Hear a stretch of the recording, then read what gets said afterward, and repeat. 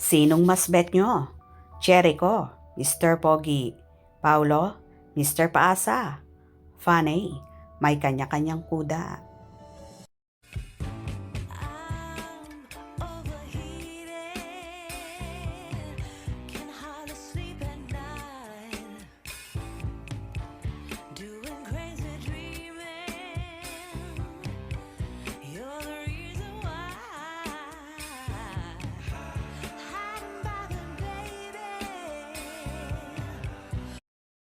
Hindi pa rin matapos-tapos ang kuda at pagkukumpara ng mga fanay sa dalawang mahusay na aktor na sina Paulo Avellino at Jericho Rosales, kung saan nag-post pa ang ilang fanay ng Mr. Pogi, Jericho Rosales at Mr. Paasa.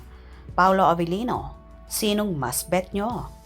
Pilit pa rin ginagawa ng storya at issue ng netizen ang dalawa na deadma lang naman ang mga mahuhusay na aktor sa pagkukumpara sa kanila.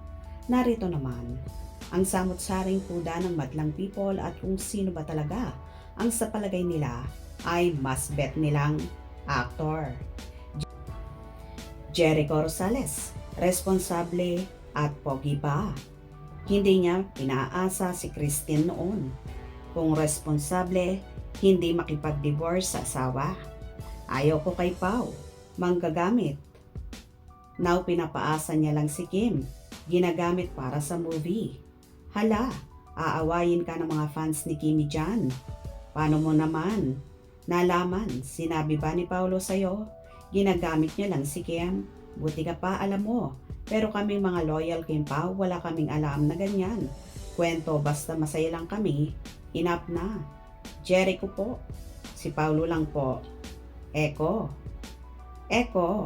Parehas. Jericho. Jericho lang, lakas ng appeal. Paulo Avellino of course. Parehong gwapo.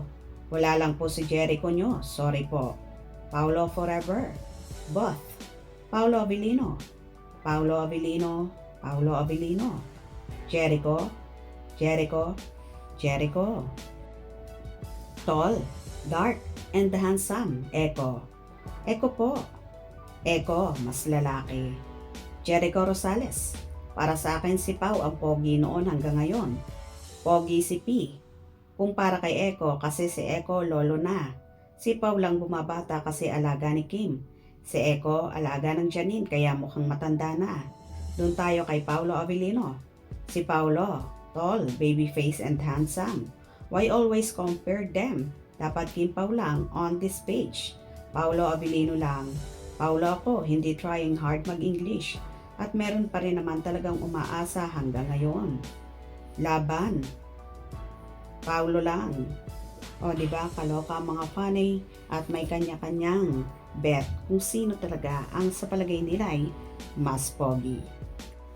Well, hindi naman dapat pinagkukumpara ang dalawa dahil may kanya-kanya silang kagwapuhang taglay. Kaya, wag nang gawa ng issue at palakihin pa ang pagkukumpara kina Eko at Paulo. Hope you enjoyed. Please subscribe for more info.